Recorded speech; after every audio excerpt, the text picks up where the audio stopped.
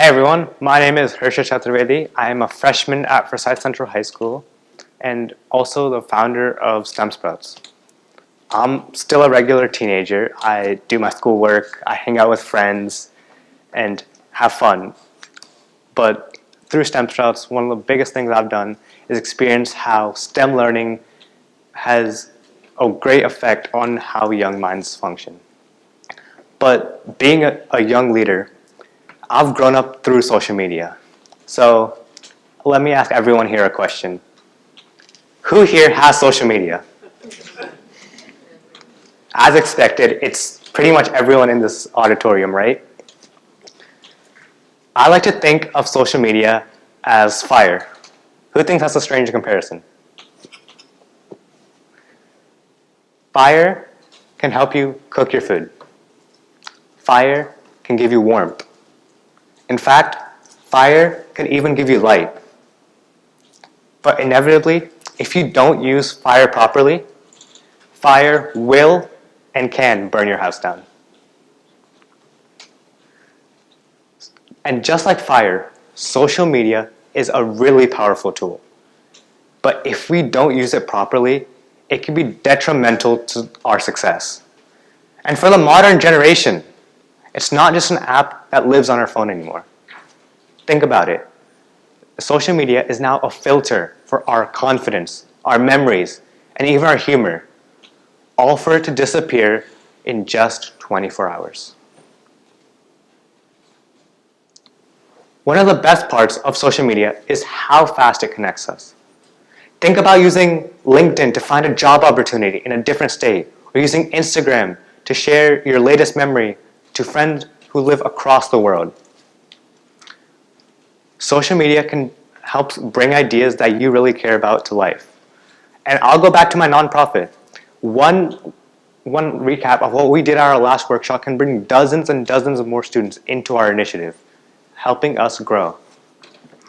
In fact, larger organizations such as UNICEF have even run social media campaigns, such as story reshare campaigns, to help raise awareness about various topics. In fact, kids my age have used social media platforms such as Instagram or TikTok to raise awareness about things like poverty, climate change, and even corrupt governments. Think about the millions and millions of voices that have been heard just through the platform of social media. In fact, according to the US Government Accountability Organization, $1.4 billion were raised for the Hurricane Katrina Relief Fund. $1.4 billion. Let that sink in. This is all the side of social media that everyone likes to talk about, the side everyone glorifies. But then there's the other side, the side no one else likes to talk about. The side we all know exists, but no one likes to admit out loud. Have you ever noticed how individuals that use social media always try to make their life look perfect? Posting the most perfect moments of their life, but not the rough parts and the bumpy parts. It's almost as if the more perfect their life is on social media, the more perfect it is out of social media. In fact, social media is become an illusion. It makes people think that we're a truly perfect person, but in reality, we never are.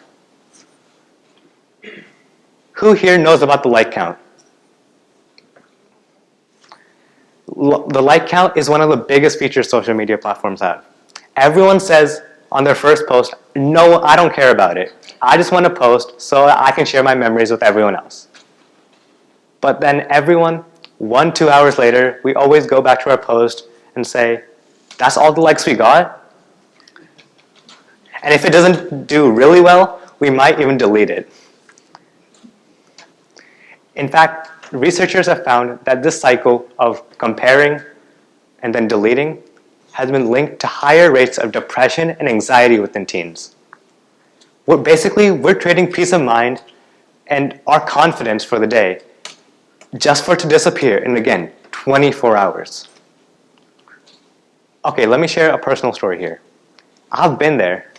Me and my friends all went to the Cumming Fairgrounds nearby to celebrate the 4th of July celebrations.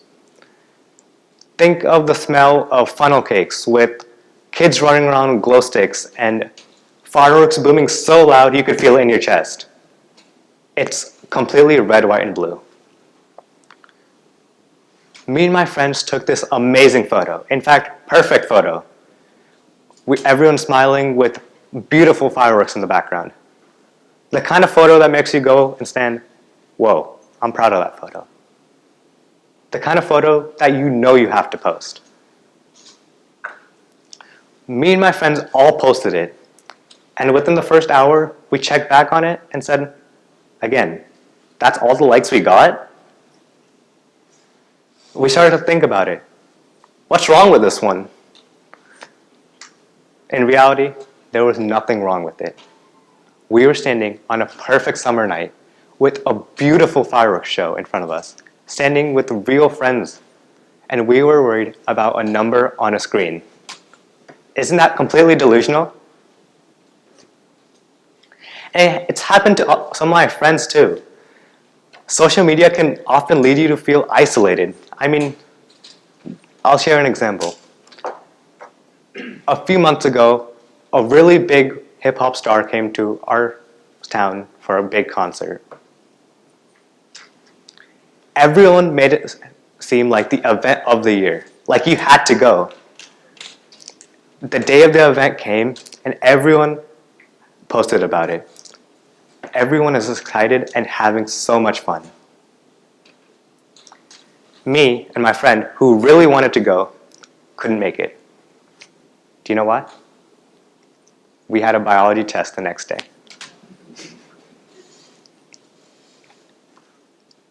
The way social media made it look like we had missed the night of our lives. Like we should have been in the crowd singing along to all those songs. But in the end, if we did go, it would just mean we would be exhausted in first period biology. Isn't it delusional how, again, social media made it feel like we were missing out, but in reality, we really benefited. Instead of going, we were able to focus on our future, and some would argue that's even better than a one-night experience. But beyond having fun moments with your friends and then concerts, there's a broader topic that we don't often touch on. Mental health and how it's affected by social media. Social media has often been introduced as a way to build friends, have connections. In fact, entire platforms such as LinkedIn have features known as connections. If you've been on LinkedIn, everyone tries to get that 500 plus badge on their profile. People connect with people they don't even know or have no interest in knowing about just to get the badge on their profile. Social media does build genuine connections, but more often than not, it leads to us feeling isolated. We scroll past highlight reels that people curate for us. We scroll past trends that we don't even care about. And we watch videos that we don't even remember half an hour down the line. I like to think of social media as fast food for the brain. It fills up the time, but not our stomachs. It fills up the time. We get to watch we get to be entertained. We get to waste 30 minutes of our time. But we end up never learning anything, and we just procrastinate on our time.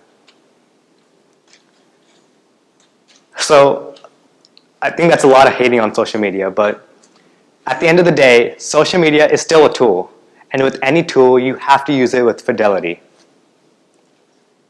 Social media can be really good, but it can also be really bad.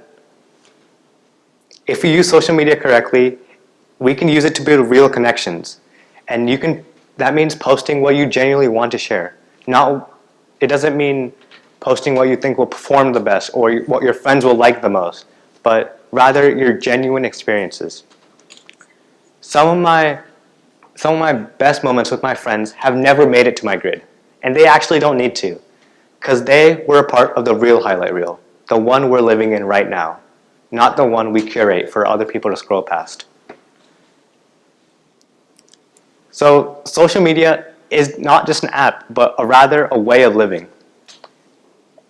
And if we use it the right way, I'm sure it can help us be the next change makers of the world. So are you going to let social media be the fire that burns your house down? Or are you going to let it be the fire that builds your house up? Thank you.